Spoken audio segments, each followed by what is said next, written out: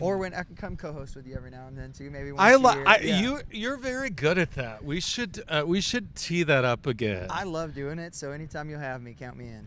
And most people are. See, now I'm being politically correct. Like, let me just suffice it to say, it's so wonderful to see somebody who is to work with somebody who's natural at it, because it's harder for some other people. Well, words are hard, and I'm as guilty as anybody of stumbling over them. But I do try to give you my best when I come in. So thank you. You did great.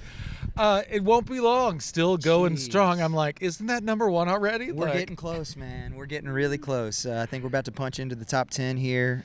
It's as real a song as I've ever written. So to see people connecting with it, I'm just on cloud nine. Yeah. And the boys' fame, I would assume, has only grown as the video has gotten. Oh, they love it, man. They're 10 feet tall at school, and their buddies, all listen to country music too, and so it's a lot of fun, man. Have you? I guess intentionally or not, you sort of unintentionally set it up for them to perhaps want to insert themselves in every thing that comes along. Are they? Well, they are just, they couldn't be more opposite in their personalities. One's Mr. Straight Shooter, and one is the life of the party. But they're best friends. And now that they've both gotten a little taste of like getting to come out on stage with that, or getting part of social media videos and stuff. I mean, I'll be on the couch and my 8-year-old will come put his head on my shoulder and be like, all right, how many views we got, Dad? How's it looking? So they love it, man. But any excuse for us to spend time as a family and make it fun. And even though it is work sometimes, putting stuff out there, getting to enjoy the time with each other, it's the best. I feel like as they get a little bit older, that kind of thing, like that's when it'll really start to pay off for them and they'll really want to work it, right? Well, it's fun for me to see their little personalities come out too, man. They're little country boys, and they love coming out to shows. They love singing along to songs, and they'll talk a little trash to me every now and then too. I love that. Well, we're starting to get some new music. Tell me about My Bad. Yeah, that's just a fun song, man. It's the anthem to send to your girlfriend's ex-boyfriend. My bad is like, I'm sorry, but I'm not really sorry. And for me, I wanted to write kind of a tongue-in-cheek love song, and it definitely made my wife blush the first time she heard it. But it's a lot of fun. It's always my inclination to want to ask about the next record or the next EP, but we kind of release music very differently now. But yeah.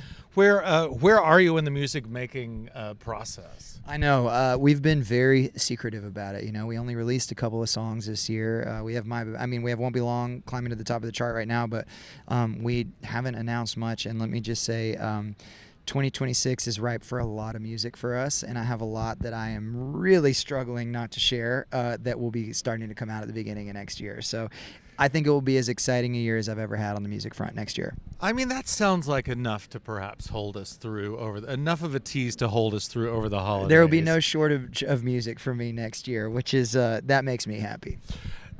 Speaking of the holidays, I feel like they just get more fun as your kids get a little older. So what is that?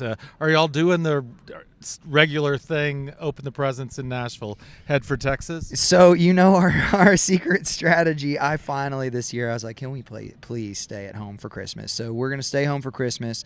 We're going to go to Texas for Thanksgiving. So we'll get to see the family, and then the family's going to come to us.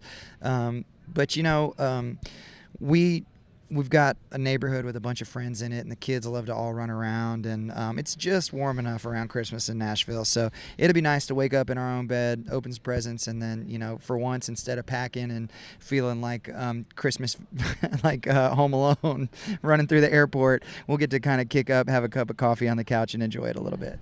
What's your highlight of 2025 looking back over the year?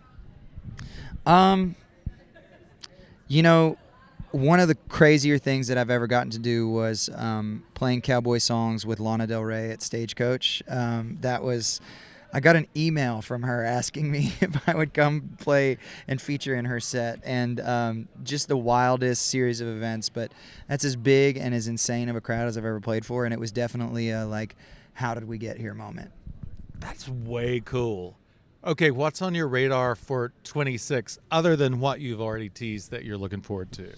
First headlining tour is going to be crazy. You always dream about seeing your name at the top of the bill, and to have made enough friends and fans to support that now, it's going to be crazy. And then, just getting out and seeing the country, man, having a little bit of fun. Yeah, I want to enjoy it a little bit more next year. I'm going to try to play some more golf. I'm going to try to make some time to go on vacation and go fishing. We've had our head down just chasing it. So you're going to see Vacation George a little bit next year too. Yeah. Every time I talk to you, I think that George has his head on straight. I want to be like George. It's all smoke and mirrors, brother. Well, I've joined the cult, so yeah, thank you. consider me in. Thank you.